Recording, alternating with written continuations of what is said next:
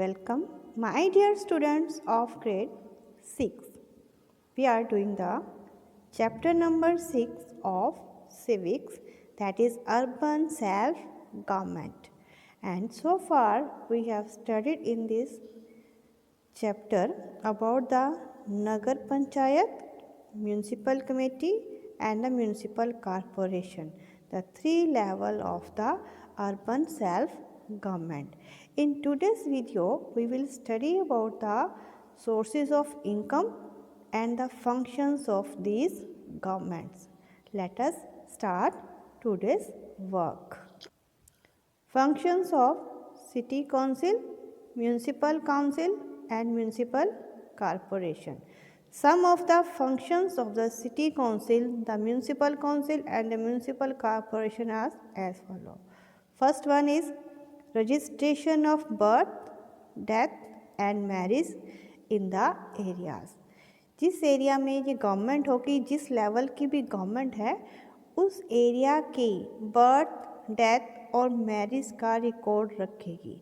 उनका रजिस्ट्रेशन कहाँ पर होगा, इनके पास करवाना पड़ेगा और ताकि वो वहाँ का एरिया की पॉपुलेशन कितनी है उसका रिकॉर्ड रख सकें. Next function is maintenance of sanitation, disposal of waste, cleaning of drains.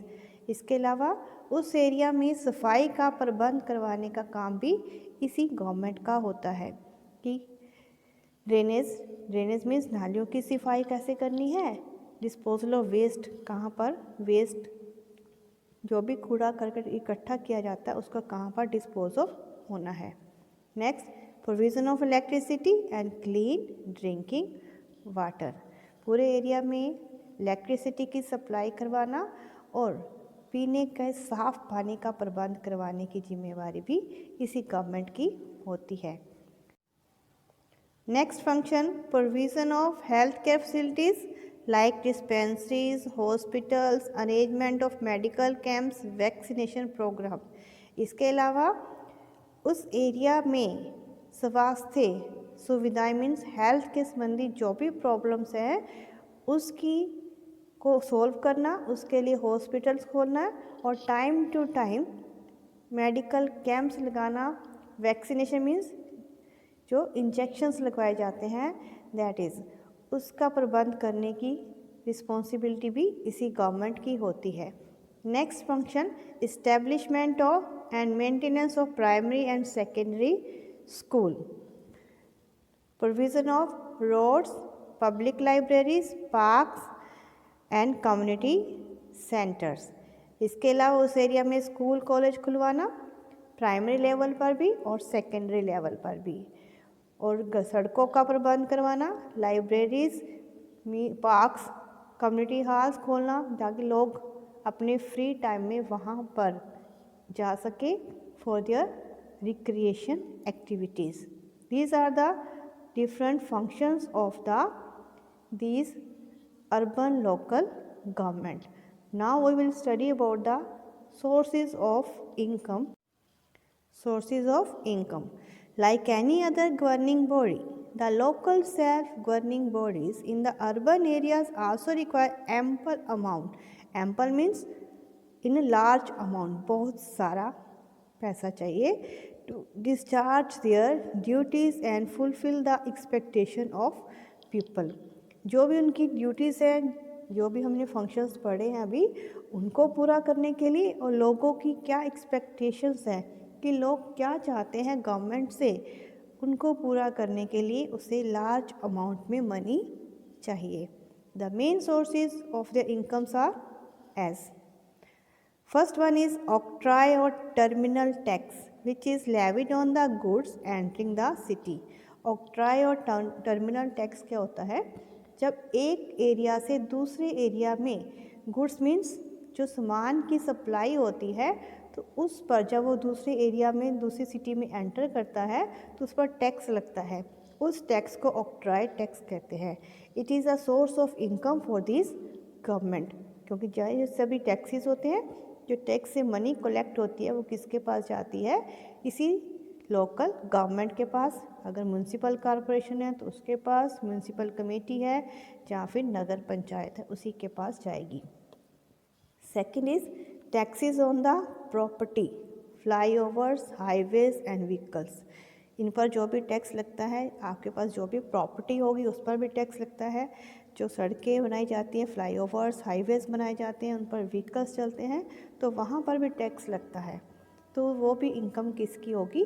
Government की, लोकल सेल्फ गवर्नमेंट की। व्हीकल मीन्स जो टोल टैक्स लगाए जाते हैं। Next is taxes on water and electricity. जो घरों में वाटर और इलेक्ट्रिसिटी की सप्लाई होती है, we have to pay tax on these also.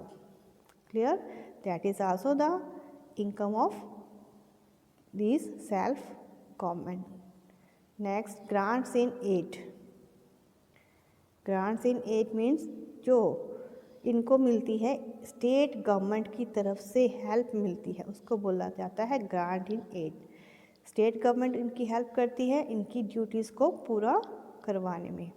Last is the fines and penalties levied on the violators of traffic and city norms. जो rules और regulations बने होते हैं या फिर जो ट्रैफिक रूल्स होते हैं, उनको अगर कोई भी फॉलो नहीं करता है, रूल्स को तोड़ता है, तो उन्हें फाइन्स देना पड़ता है या पेनल्टी, जुर्माना देना पड़ता है। तो वो भी इनकम इन्हीं सेल्फ गवर्निंग बॉडी के पास जाती है। Clear that? तो these are the various sources of income for the urban governments. These local bodies under the control of state government. कोई भी अर्बन लोकल लेवल की गवर्नमेंट होगी, वो किसके अंडर काम करती है? स्टेट गवर्नमेंट जो होती है उसी के अंडर काम करेगी, उसी के लिए आंसरेबल भी होगी। The self government administering the state government keeps A watch on the work of the local bodies. और वहाँ की जो स्टेट गवर्नमेंट होती है, इनके काम पर वॉच ऑन मीन्स नज़र रखती है कि वो कैसे अपनी ड्यूटीज़ को परफॉर्म कर रहे हैं। The financial provided to the local bodies by the state government is monitored by the audit department. जो भी इनको हेल्प दी जाती है, ग्रांट दी जाती है, उस पर नज़र कौन रखता है? वहाँ का जो ऑडिट डिपार्टमेंट होता है। ऑडिट डिपार्टमेंट मीन्स जो फाइनेंशियल, जो भी उनके पास असेट्स होते हैं उनका हिसाब किताब रखता है। which keeps a check on the accounts of the local bodies and prevents misappropriation and misuse of the funds. वो ये भी ध्यान रखता है कि लोकल बॉडीज़ को जो भी उन्होंने हेल्प दी है, फाइनेंशियल ग्रांट दे दी है, उसका वो गलत यूज़ ना करें या फिर गलत अप्रूवमेंट ना हो जाए। ये सारी जिम्मेवारी किसकी होती है? ये ऑडिट डिपार्टमेंट की। The state government is final authority that can take the decision or dissolving any municipal corporation or the municipal council if they fail to perform the duties or misuse their power। जी सारी जो power है कि वहाँ पर किसी area में municipal corporation या municipal council काम करेगी या नहीं करेगी, उसको इलेक्ट किया जाना है या नहीं किया जाना है, ये सारी रिस्पॉन्सिबिलिटी किसकी होती है? स्टेट गवर्नमेंट की। अगर वो सही काम नहीं करती है, जो अपनी ड्यूटीज़ को अच्छे से परफॉर्म नहीं कर रही है, अपने पावर का गलत यूज़ कर रही है, तो वो किसी भी टाइम म्यूनसिपल कॉरपोरेशन या म्यूनसिपल काउंसिल को डिज़ोल्व कर सकते हैं। डिज़ोल्व का मीन्स उनको उनके काम से हटाया जा सकता है, उसके जगह फिर नए मेंबर्स को इलेक्ट किया जाता है। Clear that? तो these are about the urban self-governing bodies, that is Nagar Panchayat, Municipal Committee and Municipal Council. I hope dear students all of you understand about this chapter, that is the urban self-government. Thank you for watching the video.